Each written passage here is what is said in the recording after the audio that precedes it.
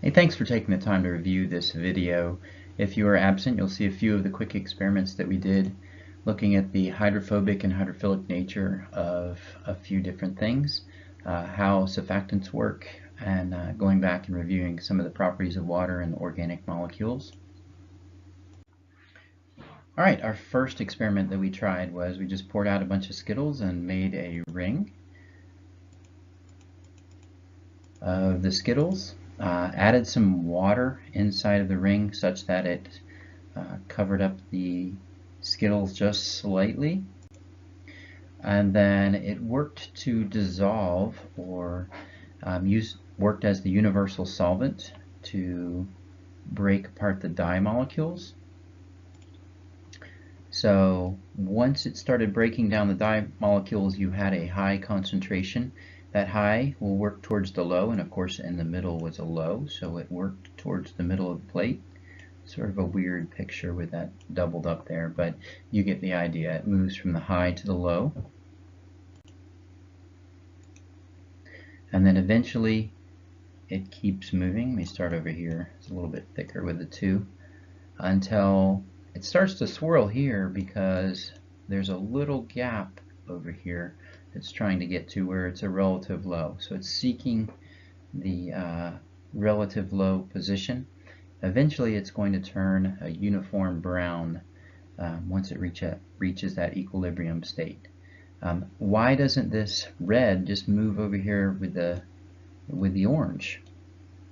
Well, there's more chemical over there, and it's seeking the lowest low, which happens to be straight out. So they move relatively straight out until they meet and they don't have a low, then they'll start mixing and become that uniform brown.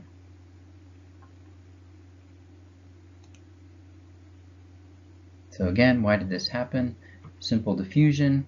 Well, first, water is polar and works to break apart, dissolve, works as the universal solvent. The polar dye molecules, putting a high concentration there, and then it works from high to low until it reaches equilibrium. All right, the next experiment was milk food coloring and adding soap. So we added milk into the plate, added food coloring, and then eventually added soap. And then the dab of soap made the food coloring react to move out from that soap.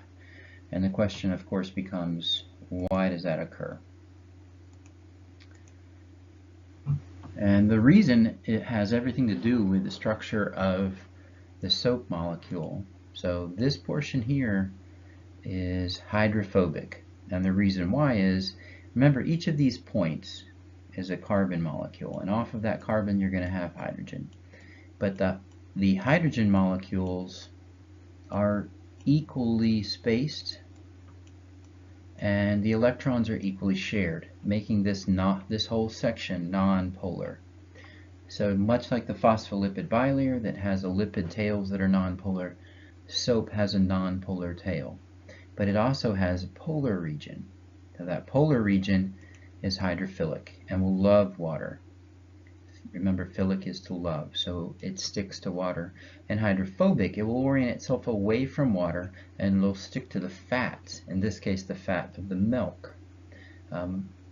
Non-fat milk or 1% milk seems to not work so well.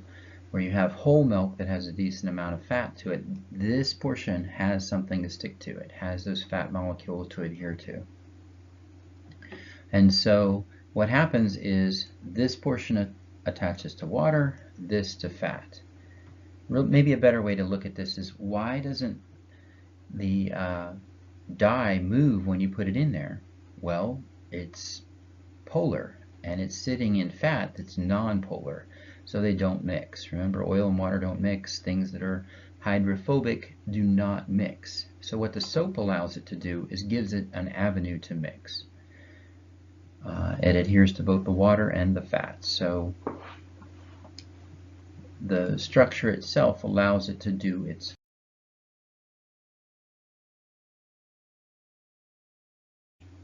All right, the next experiment, I'm going to call it raining blood. Not sure what color you chose, but you mixed oil and your food coloring together. Mix it as best you can. You're probably just going to have little droplets of oil and food coloring because remember, oil is nonpolar and the food coloring is polar, so they do not mix. Best you can have is little droplets. Pour that under the top of water, and what happens is the food coloring will separate out and is more dense than the water, so it will drop down. Oftentimes it will take some oil with it, and then that oil release and come back to the top, and eventually what you'll have is a stream of the food coloring coming down to the bottom, and then eventually it will start to diffuse out and make a uniform color down here, and this will start to become clear, the color of vegetable oil, sort of yellowish. The dye will eventually fall to the bottom and then diffuse out from there, so you have this sort of raining example where it will start to come down and stream down different colors from each different droplet and then diffuse out from there and have this interesting effect where it's making sort of a cascade of different colors coming down and then diffusing out and changing, and eventually it will be uniform on the top because all the food coloring will have come out, and uniform throughout the water because all the food coloring will eventually probably make brown depending on what colors you put in there.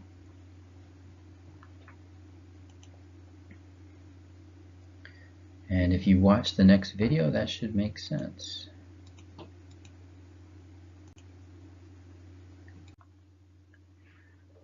Here's another example of an experiment showing some of the same principles.